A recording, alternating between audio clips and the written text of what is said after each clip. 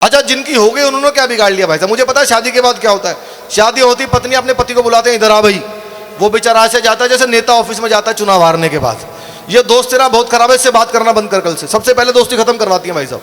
वो बेचारा उससे बात करना बंद कर देता है, फिर कल से ये खाना बंद कर, वो पीना बंद कर, आईपीएल पे सट्टा लगाना बंद कर। जब वो सब कुछ छोड़ के सुधर जाता है ना, अचानक रोमांटिक होकर बोलती हैं, अब आप पहले जैसे नहीं रहे। वो बेचारा पहले जैसा कहां से रहेगा? तुमने सॉफ्टवेयर तो पहले ही फॉर्मेट कर दिया उसका। लेकिन ये क्या टेंशन है छोटी छोटी, हम टेंशन लेते नहीं। उत्तर प्रदेश में हम लोग खड़े हैं। अच्छा, मेरे मम्मी पापा दोनों हरियाणा के हैं सर। हरियाणा में आपको यहाँ लठमार होली होती है, वहाँ लठमार बोली होती है। बात एक ही बात है, बात बराबर ही है। मेरे पिताजी सर 79 में दिल्ली आए थे हरियाणा से। आज तक उनके अंदर का वो लठमार हरियाणवी निकला नहीं है भाई साहब। रात को 2-2 बजे ऐसी बात कर देते, हम लोग पूरे पूरे महीनों महीनों हंसते रहते हैं। अभी भाभी जी रात को भूकंप आया दिल्ली में 2:30 बजे, हमने पिताजी को उठाया, उठो। पापा जी उठ के आंख वाँख मसलने लगे। रात को पैग वैग लगा के सोते हैं वो आराम से। हमने उठाया, आंख मसलने लगे। हमने न्यूज़ चलाई, उसमें समाचार आया। आइए चलते हैं अपनी संवाददाता सुनीता के पास और जानते हैं ताज़ा हालत क्या है। पिताजी नींद में ही बोले, सुनीता अब तक जाग रही है। तो हमारा तो जीन्स के अंदर है, जीन्स में ही कॉमेडी है, सब कुछ है, कोई टेंशन ही नहीं है भाई साहब। आइए मैं कुछ देश के बड़े बड़े राजनेताओं को आपके मंच पर प्रस्तुत करता हूं। हमारे बीच में चतुर्वेदी जी बैठे हैं और भी कई लोग बैठे हैं। मुझे नहीं पता कौन सी पार्टी से किसका क्या लिंक है, लेकिन मस्ती लेंगे सर होली की। होली का पर्व ही यही होता है कि हम कवि सम्मेलन कराए ही इसलिए जाते हैं कि कवियों को बुलाओ, नेताओं को सामने बिठाओ और कवियों को उन पर छोड़ दो। कवि सम्मेलन का पर्पज ही होली पे यही होता है। जो बात जनता नहीं कह पाती वो कवियों के द्वारा कही जाती है, उन पर हंसी ठिठोली व्यंग होता है। एक से बढ़ के एक नेता हमारे देश में है। मैं कुछ नेताओं को आपके मंच पर प्रस्तुत करता हूं। एक नेता है सर लालू प्रसाद यादव। हर नेता का भाषण देने का अपना अंदाज है। मैं देश के बड़े बड़े नेताओं को आपके मंच पर उतारूंगा। पीछे तक जितने लोग बैठे, जितने मन से आप सुनेंगे, मैं डबल एनर्जी लगाऊंगा। कोरोना के बाद हम अभी चार्ज होने की पोजीशन में हैं। आपकी तालियां और आपका आशीर्वाद है जो हमें चार्ज कर सकता है। बस जितने मन से आप सुनेंगे मैं डबल एनर्जी लगाऊंगा। एक नेता है सर लालू यादव। क्या भाषण देते हैं वो, बहुत जबरदस्त भाषण देते हैं वो। एक बार भाषण दे रहे थे, सामने आप जैसे इंटेलिजेंट लोग बैठे थे। लालू जी ने 1 घंटे भाषण दिया, लड़के ने 1 लाइन में लालू जी को निपटा दिया। लालू जी जैसी माइक पे आए, नरेंद्र मोदी, नरेंद्र मोदी, भाइयों बहनों अच्छा दिन। नरेंद्र मोदी, कब अच्छा दिन आएगा, कब आएगा अच्छा दिन, कब? नीचे से लड़का उठ गया, बोला भाई साहब 9वीं फेल आपका लड़का विधायक बन गया और कितने अच्छे दिन लोगे। 9वीं फेल विधायक बन गया भाई साहब। एक नेता है नवजोत सिंह सिद्धू, आप सब जानते हैं उनको। सिद्धू जी का भाषण आपने सुना ना, कितना लंबा लंबा भाषण देते हैं वो। मैं और सरीन जी हम लोग लाफ्टर चैलेंज 3 में थे। सिद्धू जी को सामने बैठना होता था, हम लोगों को जोक सुनाना होता था, सिद्धू जी को हंसना होता था, पर वो हमसे पहले ही शुरू हो जाते थे। और आपको पता है एक बार सिद्धू जी बोलना शुरू कर दें, बहुत बारीक बात बता रहा हूं, देखता हूं कौन कौन लोग समझेगा। एक बार सिद्धू जी बोलना शुरू कर दें, बहुत लंबा भाषण देते हैं, एक बार वो बोलना शुरू कर दें, या तो भगवान रुकवा सकता है या इमरान रुकवा सकता है। एक नया लड़का आया सर, एक नया लड़का आया, उसने जैसे ले जाके माइक रखा, गुरु मैं कहता हूं तुझ में वो बात है, तू ही है जो सागर को नदी, दशक को सदी बना देगा। माय डियर फ्रेंड, तुझ में वो कला है, नदियां नाले पर्वत झरने गागर सागर। बंदा डर गया, बोलो जी माफ करो मैं तो माइक टेस्ट करने आया। भाई तू रह नहीं दे। एक से बढ़ के एक नेताओं का स्टाइल है। लेकिन सर एक नेता ऐसे ढूंढे मैंने जिनका भाषण 3 पीढ़ियां समझ नहीं पाई। 3 जनरेशन बीत के नेता बोल क्या रहे हैं, बताओ कौन? मुलायम सिंह जी। हाँ भाई साहब, किसी को समझ में नहीं आता। अभी उनके जन्मदिन में गए थे हम, सैफई में प्रोग्राम किया था उन्होंने नवंबर में, किसी को समझ में नहीं आता सर। अच्छा मुझे तो क्या, उनके बेटे को समझ में नहीं आता। अखिलेश जी से किसी ने पूछा आपके पिताजी ने क्या कहा, उन्होंने जो भी कहा ठीक कहा, क्या कहा ये नहीं पता। पिछले दिनों भाषण दे रहे थे, यही समझ आ रहा था राहुल ने मरवा दिया, इसके अलावा भाई साहब कुछ भी नहीं पता। उन्होंने जैसे ही भाषण देना शुरू किया, उत्तर पड़ेगा हमारे झंडा, हमारी गोली चली बननी है, ड्राइव हमें लीकेज थी, चली गोली राहुल ने बनवा दिया। भाई साहब कुछ समझ नहीं आया। थोड़ी टीवी की आवाज़ तेज की, मैंने कहा शायद समझ में आ जाए, वो दोबारा शुरू हुए। हमारे बेटा हिले उत्तर पड़ेगी चली, हमारी गोली लिखी पहननी है, हमारी ड्राइव लीकेज थी, चलिए मैं राहुल ने बनवा। मैं पिताजी को ले आया भाई साहब बुला के, मैंने कहा रक्षा मंत्री रहे देश के, पता नहीं क्या बोल रहे हो, फिर शुरू हुए हमारे उत्तर प्रदेश चली हुई लेकिन हमारी पेन लिखे जितने जी हमारे राहुल ने मरवा दिया। पिताजी बोले बेटा टीवी बंद कर दे वरना सबको यही मरवा दे। किसी को समझ में, मोदी जी को समझ में नहीं आया, पूरे देश को समझ में नहीं आया कि मोदी जी के कान में उन्होंने क्या कहा था। ये कि हर किसी नेता का अपना अंदाज है। एक दो मैं नेता आपको, एक दो आवाजें आपको ऐसी सुनाऊंगा जो आपको लगेगा कि कभी आपने शायद कभी किसी के मुंह से ना सुनी हो ऐसी आवाजें। एक आवाज है बहुत प्रसिद्ध, हमारे देश के रक्षा मंत्री श्री राजनाथ सिंह जी की आवाज। सुना है आपने भाई साहब राजनाथ सिंह जी का भाषण? उनके हाथ देखे हैं जी आपने? ऐसे ऐसे ऐसे भाई साहब, अगर टीवी की आवाज बंद करके देखो तो ऐसा लगता है मूक बधिरों के समाचार चल रहे हो। मेरे बहुत पसंदीदा नेता है वो। आपको लगे कि राजनाथ सिंह जी आपके इस होली के उत्सव में आ गए हो तो पीछे तक मुझे तालियां चाहिए। जब वो लोकसभा में भाषण देते हैं, सुनिएगा राजनाथ सिंह जी कैसे भाषण देते हैं लोकसभा के अंदर। अध्यक्ष महोदय, मैं यह कहना चाहता हूं कि जहां तक प्रश्न पाकिस्तान का है तो पाकिस्तान को हमने यह स्पष्ट कह दिया है कि पाकिस्तान से अब कश्मीर पर कोई बात नहीं होगी। बात यदि होगी तो पीओके पर होगी, कश्मीर पर अब कोई बात नहीं। भाई साहब मेरे सपने में आए थे राजनाथ सिंह जी। मैंने कहा ये बताइए मोदी जी पीएम बन गए, पीएम तो अडवाणी जी को बनना चाहिए था, मोदी जी कहां से? राजनाथ सिंह जी ने जवाब दिया, जवाब अच्छा लगे तो मुझे बताना। मैंने कहा मोदी जी कैसे बन गए? अडवाणी जी को बनना चाहिए था। जहां तक प्रश्न प्रधानमंत्री का है तो मैं समझता हूं कि लाल कृष्ण आडवाणी जी को ही बनना था। वह तो कुर्सी के काफी करीब चले गए थे परंतु 56 इंच की दूरी रह गई।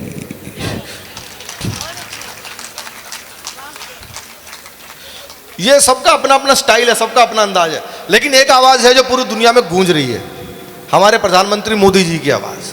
मोदी जी का भाषण भाई तो सब लोग सुनते हैं, जो पसंद करता है वो तो सुनता ही है, जो नहीं करता वो 2 बार सुनता है। हाँ मैंने देखा है ओमान, दुबई में कितने कितने मुस्लिम कंट्रीज में भी गया, वहां भी मोदी जी का भाषण सुनते हैं। पाकिस्तानी लोग भी सुनते हैं भाई साहब लाइन लगा के। अच्छा उनको तो सुनना भी चाहिए भाई, जब कोई अनाउंसमेंट होगी तो उनके ऊपर ही तो होगी। अभी मोदी जी ने भारत से धारा 370 हटाई, आप सबने देखा, हम सबने देखा। हमारा सर किसी पार्टी से कोई लेना देना नहीं है, हमारा, हम कवि हैं, हमें जो दिखता है वो लिखते हैं, जो गलत दिखता है उसको गलत लिखते हैं, जो सही दिखता है उसको सही लिखते हैं। कवि का काम खाली ये नहीं है कि किसी कोई गलत बात पे उसको लठ मारना, नेताओं के ऊपर व्यंग के माध्यम से, किसी सही बात का सपोर्ट भी होता है। धारा 370 हटी, राष्ट्रीय मुद्दा था, इतने वर्षों की तपस्या के बाद ये हटी है। तो मैंने 4 पंक्तियां लिखी, क्योंकि मैं हास्य कवि हूं, मैं बहुत वीर रस की कविता लिख नहीं पाता। चौथी पंक्ति में आपको लगे कि बिल्कुल ऐसा ही हुआ है तो मुझे तालियों से बताना, हमारा कोई लेना नहीं, जैसा दिखा वैसा लिखा है। धारा 370 हटने के सपोर्ट में सुनिए। कश्मीर का पूरा इतिहास है, कश्मीर में कैसे नरसंहार हुआ, कश्मीरी पंडितों को कैसे भगाया गया, वहां पे कैसा क्या क्या क्या वहां कर्म कांड हुआ, सबको पता है। मैंने 4 पंक्तियों में पूरे कश्मीर का इतिहास बताया है, आप सुनिएगा। देश तो आजाद हुआ और जिंदाबाद हुआ, जलता रहा तिरंगा कश्मीरी लैंड में। इसमें आखिरी पंक्ति जो है अंग्रेजी की है, सुनिए भाई साहब। देश तो आजाद हुआ और जिंदाबाद हुआ, जलता रहा तिरंगा कश्मीरी लैंड में। भारत हो मुर्दाबाद और पाक जिंदाबाद, यही धुन बजती घाटी के हर बैंड में। जन विश्वास जगा, भावी इतिहास जगा और देश सौंप दिया मोदी जी के हैंड में। 70 बरस से कलंक थी जो धारा वह, मोदी ने उखाड़ फेंकी 70 सेकेंड में। 70 सेकंड में खत्म। तो मोदी जी अगर आपके इस morning walkers and joggers club में आते और आप सबको संबोधित करते, तो कोई स्क्रिप्ट नहीं है, मैं आपको बता रहा हूं ऑन द स्पॉट कि अगर मोदी जी आते तो बिल्कुल शायद यही बोलते। सुनिएगा सुनिएगा भाई।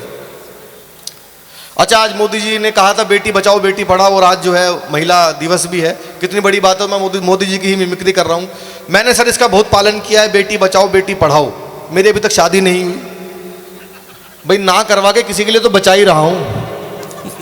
तो मोदी जी अगर आते तमाम महिलाओं को, हमारे भाइयों को संबोधित करते, सुनिएगा। भाइयों बहनों, मेरे देश में और देश के सबसे उत्तम प्रदेश उत्तर प्रदेश में, उत्तर प्रदेश के मथुरा में, कान्हा की नगरी में, मैं मेरी और 135 करोड़ भारतीयों की तरफ से आप सभी का स्वागत करता हूं। क्या बात है। Morning joggers and walkers club का शानदार कार्यक्रम चल रहा है। दीपक सैनी प्रस्तुति दे रहे हैं। दीपक सैनी को बुलाना चाहिए कि नहीं बुलाना चाहिए? बुलाना चाहिए कि नहीं बुलाना चाहिए? दीपक सैनी को बुलाना चाहिए। हर कार्यक्रम में बुलाना चाहिए और इतना मोटा लिफाफा भी देना चाहिए। क्या बात है। ज्यादा मोटा हो गया क्या? अच्छा, मोदी जी मेरे सपने में आए थे सर पिछले दिनों। उत्तर प्रदेश की, पंजाब की, हरियाणा की, राजस्थान की एक बहुत महत्वपूर्ण घटना थी। तमाम महिलाओं ने उसका दंश झेला है। सारी महिलाओं को चोटी काट के ले गया था कोई, पता है आपको? चोटी कटवा गैंग आया था। भाभी जी आज तक नहीं पता किसने काटी। कई तो रिपोर्टर्स की कट गई जो वहां रिपोर्टिंग करने गई, यही नहीं पता लगा काटी किसने। मोदी जी मेरे सपने में आए, पता है ना, थे ना भाई साहब, चोटी कटी थी ना, तो इतना कॉन्फिडेंस से कह रहे हैं जैसे इन्होंने ही काटी सबकी। मोदी जी मेरे सपने में आए, मैंने पूछा भाई साहब सबकी चोटियां कौन काट रहा? पीछे पीछे अरविंद केजरीवाल आए। आपको लगी वो दोनों लोग इस टॉपिक पर यही बोलते तो पूरा आनंद लेना होली का। पहले मोदी जी से पूछा, फिर केजरीवाल से पूछा। सुनिएगा, मोदी जी ने भाषण दिया, सबकी चोटियां कौन काट के ले जा रहा है? भाइयों बहनों, मेरे देश में कोई चोटी काट कर ले जा रहा है, कोई चोटी काट कर ले जा रहा है, और ये हमारी माता बहनों को केशलेस बना रहा है। क्या बात। और जो लोग चोटियां काट रहे हैं, मैं उनसे भी कहना चाहता हूं, अगर काटना हो तो गरीबी को काटिए, काटना हो तो बेरोजगारी को काटिए, और चोटी ही काटनी हो ना तो उनकी काटो जो पार्लर में कटवाते हैं। पीछे पीछे भाई साहब केजरीवाल जी आ गए। आपको लगे पॉइंट, कोमा, फुल स्टॉप के साथ वो बिल्कुल ठीक यही बोलते तो एक भी हाथ खामोश ना रहे। केजरीवाल जी से पूछा, भाई साहब सबकी चोटियां कौन काट रहा है? ये नरेंद्र मोदी कटवा रहा है जी सबकी, ये सारी चोटी नरेंद्र मोदी कटवा रहा है और कोई नहीं कटवा रहा, इनके सारे मंत्री गंजे हैं। मैंने कहा आपके भी तो मंत्री गंजे हैं, मनीष सिसोदिया खुद गंजा है। गंजा मत कह देना, गंजा नहीं है वो, गंजा मत कह देना। लोकपाल मांगते मांगते सर का त्रिपाल उड़ गया। इधर थोड़ा शोर कम कीजिए प्लीज, जितना हो सके। चुपचाप जाइए और खा के निकल जाइए बिना डकार मारे, बस शोर बिल्कुल भी ना करें इधर। ये सब क्या है, नेताओं का मामला। एक दो आवाजें और मैं आपको सुनाता हूँ बिल्कुल एक्सक्लूसिव, लेकिन आप लोग थोड़ा मन से थोड़ा जुड़ के सुनेंगे। और भीरू, गौरू भाई देखो, फिर आपने अच्छा वो पिचका दिया सोफा वो वाला, ओके आ जाओ आ जाओ। दरअसल क्या है कि इन्होंने, इनका सारा ध्यान मुझे पता है किधर है। गौरू भाई का, वो कभी उधर से देखते हैं फिर कभी उधर से कई लोगों की आदत होती है, वो कुल्फी को चारों तरफ से चाट के खाते हैं, पता नहीं कहां से मजा आ जाए। और बस आप बैठे रहो, बीच में आप उठो मत, क्योंकि आप उठते हो तो लगता है कि एक साथ 10 आदमी उठ गए हो, तो भीड़ भाड़ सी लगती है बहुत। बस दोनों भाइयों की आदत एक सी है। हाँ नहीं, दोनों की एक सी है। मैं तो विमल जी जब भी कभी कभी सम्मेलन कराते हैं मेरे पास आते हैं, बोले भाई साहब एक तो मेरी गौरी मिश्रा से बात हो गई है, हाँ, एक श्वेता सरगम से बात हो गई है, हाँ, दीपक सैनी और रमेश मुस्कान से आप बात कर लो। वाह भाई वाह, बहुत भैया उनसे क्या बात हुई? नहीं वो मैंने सब सेट कर दिया है। हाँ, और विमल, लेकिन साहब अच्छा विमल बीच में कोई नहीं उठेगा। विमल जी भी क्या करें, विमल जी भी क्या करें? विमल जी की पत्नी इतनी सुंदर है, इतनी सुशील है, विमल जी की पत्नी इतनी सुंदर और सुशील है, लेकिन आदमी की तो आदत है ना, घर में स्ट्रॉबेरी हो पड़ोस की शकरकंदी खाएगा भैया। बहुत अच्छा।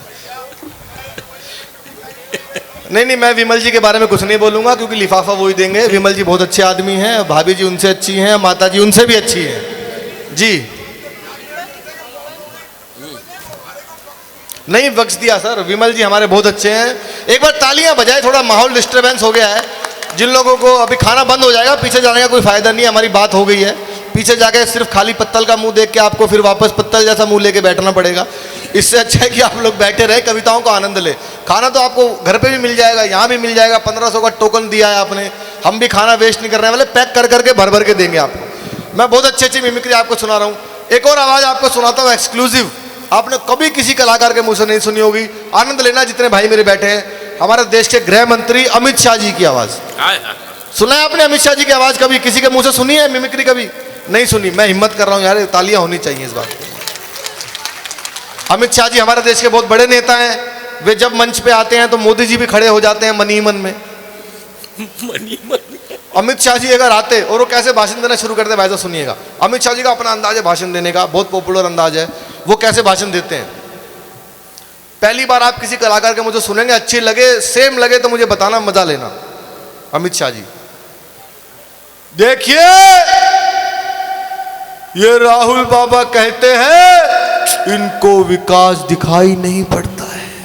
राहुल बाबा, आपको कभी विकास दिखाई नहीं पड़ेगा, क्योंकि आपकी आंखों पर तो इटालियन चश्मा चढ़ा हुआ है। इटालियन चश्मा चढ़ा। अच्छा, उनको भाई साहब कवि सम्मेलन में बुला लिया किसी ने।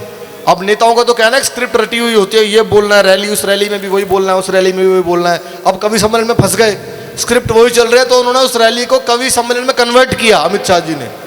देखिए, पहले सोनिया मनमोहन जी की सरकार थी, कवि सम्मेलन होते थे, ये आलिया मालिया जमालिया कवि सम्मेलन में घुस जाते थे और तालियां नहीं बजाते थे।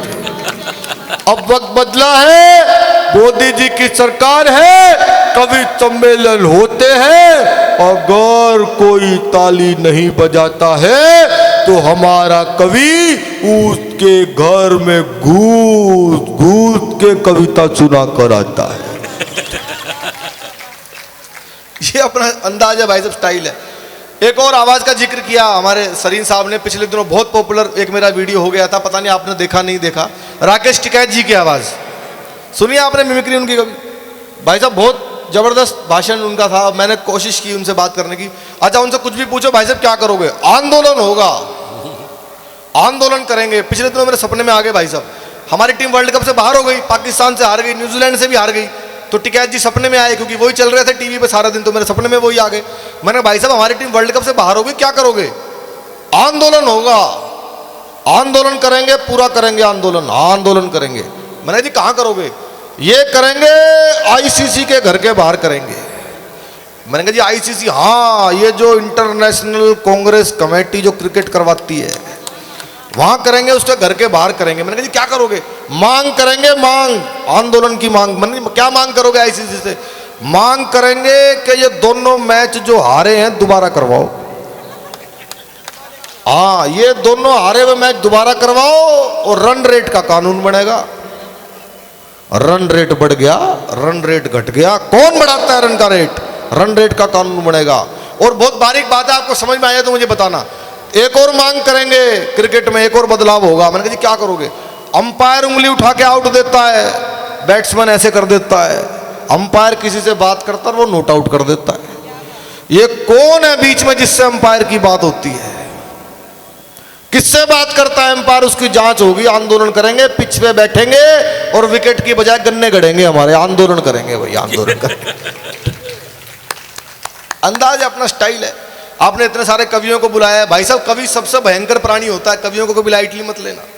मुझे याद है कवि बीमार हो गए तो डॉक्टर साहब देखने आए, उन्होंने नब्ज देखी, बोला 2 घंटे का मेहमान है, बचा सकते हो तो बचा लो।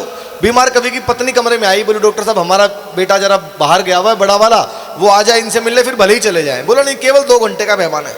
अब बीमार कवि का दोस्त कमरे में आया, बोला मेरा दोस्त है, मैं बात करूंगा, सब बाहर चलो। बंद कमरे में देखना बीमार कवि और उसका दोस्त। दोस्त बोला यार जो कविता लाल किले पे सुनाई थी ना, उसकी कुछ पंक्तियां मुझे सुना दे। बीमार कवि में करंट आना शुरू हुआ, उसने कविताएं सुनानी शुरू कर दी। 4-5 घंटे के बाद बड़ा बेटा भी आ गया। सबने दरवाजा खोल के देखा, बीमार कवि तो कविता पढ़ रहा है, दोस्त मरा पड़ा है। तो कवियों का तो ये हाल है जी। और लेकिन मेरे साथ ऐसी कोई समस्या नहीं, क्योंकि अभी तक मेरी शादी नहीं हुई है। और कुंवारे कवि के भाई साहब अलग आनंद है। इन्होंने बताया कि ये हो गया वो हो गया, हमारा सजना बलमा ये वो बताया। कुंवारे कवि के जो आनंद है ना भाई साहब, वो शादीशुदा कवि को प्राप्ति नहीं है। एक छोटी सी कविता आपको सुनाता हूँ, जिनको आनंद आए मुझे बताना कि ऐसा होता है। सरीन साहब सुनिएगा, आप शायद पहली बार सुना। मैं जीता हूँ मस्ती में जीवन में लिए हिलोर, सारा ही दिन करता रहता मैं 1-2 का 4। अब ये 1-2 का 4 भी कुंवारा ही समझ सकता है, कोड वर्ड है। सारा ही दिन करता रहता मैं 1-2 का 4। देखना आदमी, कुंवारा आदमी क्या क्या भोग सकता है। जब सो जाऊं, शादीशुदा का नहीं होता, जब वो कहेगी तभी सोना पड़ेगा। जब सो जाऊं, जब उठ जाऊं, कोई नहीं जो रोके, सोते सोते लात चलाऊं, कोई नहीं जो टोके। नींद में ही मैं मोबाइल पे मैसेज पढ़ने लगता, नींद में ही करता रिप्लाई आड़ा तिरछा होके। किसका फोन है मुझे दिखाओ, ऐसा ना कोई शोर।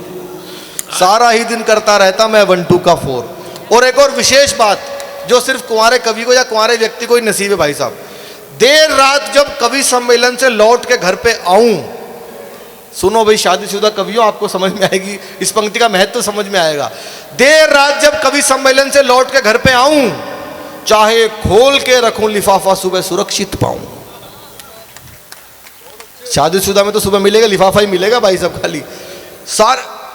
देर रात जब कवि सम्मेलन से लौट के घर पे आऊं, चाहे खोल के रखूं लिफाफा, सुबह सुरक्षित पाऊं। कोई नहीं जो मुझसे मांगे लेन देन का ब्यौरा, सारे पैसे जमा करूं या सारे अभी उड़ाऊं। इसको या इसको जब चाहूं कर देता इग्नोर, सारा ही दिन करता रहता मैं 1 2 का 4। लेकिन होनी तो है ही ना भाई साहब। लेकिन मित्रों जल्दी ही हो जाएगा गठबंधन, फिर ये हास परिहास ना होगा, होगा केवल क्रंदन। अपनी तो ये सारी ही आजादी छिन जाएगी और बेचारा दीपक सैनी बन जाएगा नंदन। और आखिरी पंक्ति में, क्योंकि कविताओं में मैसेज होता है ना, इसमें मैसेज भी है, दर्शन भी है। बिन बारिश के नाचने वाला बन जाऊंगा मोर, और जीवन भर तो कोई ना कर पाया 1 2 का 4। बहुत मन से आपने कविता को सुना है, कविताओं की नगरी है। एक छोटी कविता और सुनाता हूं सर। कवियों की क्या हालत है, आप किसी को ये बताओ कि मैं कवि हूं, तो सामने वाले का रिएक्शन चेंज हो जाता है भाई साहब।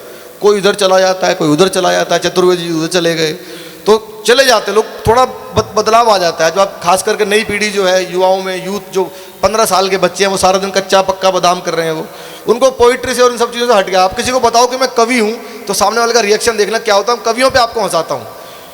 मैं अपने दफ्तर में खुशहाल बैठा था, मैं अपने दफ्तर में खुशहाल बैठा था, अपनी किस्मत पर खूब बैठा था, अचानक अपने भाग्य पे मलाल आ गया।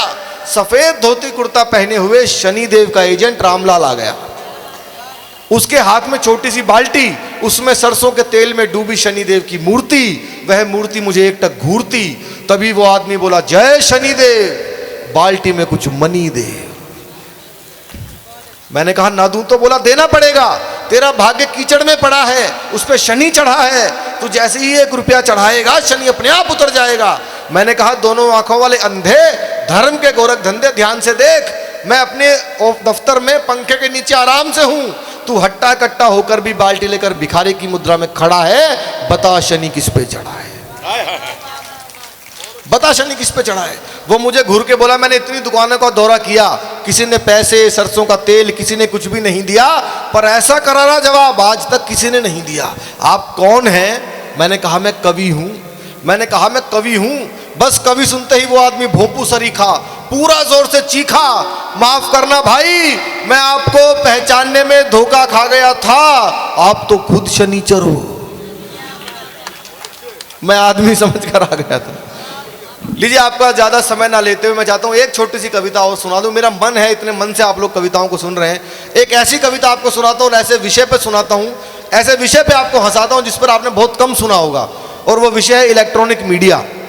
हम लोगों ने नेताओं पर बोला, पुलिस पर बोला, कवियों पर बोला, कवित्रियों पर बोल रहा, सब पे बोला, लेकिन इलेक्ट्रॉनिक मीडिया दोस्तों एक ऐसा सब्जेक्ट है जिस पर कोई बोल नहीं सकता है, कोई बोलता नहीं है। मीडिया अगर हमारे देश में ना होता तो बहुत सी चीज़ों से हम लोग शायद महरूम रह जाते, हमें बहुत चीज़ें पता ना चलती, देश में दुनिया में क्या हमें पता नहीं चलता। मैं आपको उस विषय पे कविता सुना रहा हूँ, और मैं देश के हर चैनल पे आता हूँ, चाहे वो आज तक हो, चाहे कोई भी चैनल हो, उसके बावजूद मैं आपको इलेक्ट्रॉनिक मीडिया पे अगर कविता सुना रहा हूँ तो आपको मेरी तारीफ करनी चाहिए और मेरा हौसला अफजाई करनी चाहिए।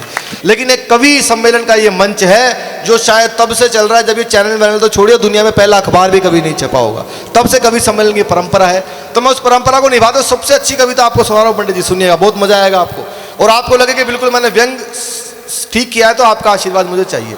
सुनिएगा। इलेक्ट्रॉनिक मीडिया में कुछ चीज़ ऐसे दिखाते हैं जिसकी कोई जरूरत नहीं है। अभी रूस का युद्ध दिखा रहे हैं, 1 घंटे 20 मिनट के बाद मिसाइल चलेगी, ऐसी ऐसी खबरें दिखाते हैं, भाई साहब आदमी डर जाता है। 55 मिनट के बाद टैंक चलेगा, पता नहीं क्या क्या दिखाते रहते हैं। ये रशिया और रूस की कोई बड़ी बात नहीं है भाई साहब। मेरे सपने में आया था वो यूक्रेन का राष्ट्रपति, बोला क्या करूं? मैंने कुछ मत कर, अपने टैंक में पतंजलि का शैम्पू डाल के चला दे। हाँ, मैंने कहा ये रूसी भगा देगा भाई, रूस के साथ ही तो युद्ध हो रहा है उसका। तो इलेक्ट्रॉनिक मीडिया पर आपको सुनाता हूं, एक कोई घटना हो जाए, किसी भी घटना पर वो न्यूज दिखा सकते हैं। पंडित जी बीच में उठ के जा रहे हैं, इस बात पर भी वो 11 दिन न्यूज दिखा सकते हैं, पंडित जी क्यों गए। अब देखना वो एक घटना घटती है तो कैसे कैसे उसको बेचते हैं। सुनिएगा भाभी जी, बहुत मन से आप सब लोग सुन रहे हैं। दिल्ली में रसोई घर में खाना बना रही महिला पर किसी ने कई बार बेलन से प्रहार किया। दिल्ली में रसोई घर में खाना बना रही महिला पर किसी ने कई बार बेलन से प्रहार किया और महिला को मृत्यु के घाट उतार दिया। ये घटना है, कहीं भी हो सकती है। अब अलग अलग चैनल्स अपनी अपनी पैकेजिंग करके बेच रहे हैं। एक पंक्ति की कविता सुनाता हूं, पंडित जी ने कहा कि कुछ साहित्य सुनाओ, तो एक पंक्ति का व्यंग है, पूरी कविता एक पंक्ति में है, पूरा साहित्य एक पंक्ति में है। जो लोग समझ जाएंगे वो मुझे बताएंगे कि मीडिया में ऐसा होता है। दिल्ली में रसोई घर में खाना बना रही महिला पर किसी ने कई बार बेलन से प्रहार किया और महिला को मृत्यु के घाट उतार दिया। पुलिस ने शव का पोस्टमार्टम शुरू कराया और मीडिया ने खबर कहा। एक पंक्ति पे कविता टिकी है, पुलिस ने शव का पोस्टमार्टम शुरू कराया और मीडिया ने खबर का। पहले चैनल पर खबर थी, क्या एक अदना सा बेलन किसी की जान ले सकता है? क्या प्रभु छोटे से बेलन में इतनी शक्ति दे सकता है? हमारे विशेष संवाददाता जांच के लिए इसकी तह तक जाएंगे और बेलन की सही शक्ति का पता लगाने के लिए कैमरामैन के सर पे आजमाएंगे। दूसरे चैनल पर एक रिपोर्टर खाली जमीन दिखाते हुए बोला, गौर से देखिए इस जमीन को, यह कोई मामूली जमीन नहीं है, उस महिला की मौत की जड़ यही है। 500 साल पहले यहां था एक पेड़ जिसका बेहद मोटा तना था। जी हां, उसी तने की लकड़ी से वो खूनी बेलन बना था। तीसरे चैनल पर खबर थी, नमस्कार, आज का मुख्य सवाल इस प्रकार है, जिस बेलन से महिला की मौत हुई वो किस लकड़ी से बना था? ए नीम, बी शीशम या सी कोई और? अपना मोबाइल फोन उठाकर उसके मैसेज बॉक्स में जाकर टाइप कीजिए BELAN और भेज दीजिए 000 पर। और अभी तक का अपनी प्रस्तुति का सबसे बारीक व्यंग आपको दे रहा हूं, जो समझ जाए मुझे बताना कि मीडिया में ऐसा भी होता है। चौथे चैनल पर खबर थी, नमस्कार, आज हमारे साथ मृतक महिला के पति सुधीर हैं जो इस वक्त बेहद गंभीर हैं। सुधीर, जैसा कि हमें पता चला है कि आप दफ्तर से जल्दी आने वाले थे, अपनी पत्नी के हाथ से बने पकौड़े खाने वाले थे। दर्शक आपसे जानना चाहते हैं आपको ज्यादा किस चीज का दुख है? क्या बात? दर्शक आपसे जानना चाहते हैं कि आपको ज्यादा किस चीज का दुख है, पत्नी के मर जाने का या पकोड़े ना खा पाने का? इतना सुनकर सुधीर रो दिए। रिपोर्टर फिर बोला, सर थोड़ी देर अपना गम दबा लीजिए, मन को मत मारिए, पकोड़े बाहर से मंगा लीजिए। बस इससे ज्यादा मैं नहीं देख पाया इलेक्ट्रॉनिक मीडिया का द्वंद। तुरंत अपना टेलीविजन किया बंद और ये विचार किया कि सबसे अलग दिखने की चाह में ये झूठ के पालने में इतना झूल गए कि ज्यादातर मीडिया चैनल तो सत्य दिखाना ही भूल गए। ज्यादातर तो सत्य दिखाना ही भूल गए। ये उधर उधर से उल जुल खबरें सहेजते हैं, फिर उसे मन चाहे दाम पर बेचते हैं। और हकीकत तो यह है दोस्तों, सबसे तेज होने का दावा करने वाले ये चैनल्स धीरे से ही सही पर सत्य सत्य और केवल सत्य दिखाएंगे तो हमारे देश में हत्यारे, चोर, अपराधी, भ्रष्टाचारी, बलात्कारी शायद नहीं पनप पाएंगे, शायद नहीं पनप पाएंगे। बहुत बहुत शुक्रिया।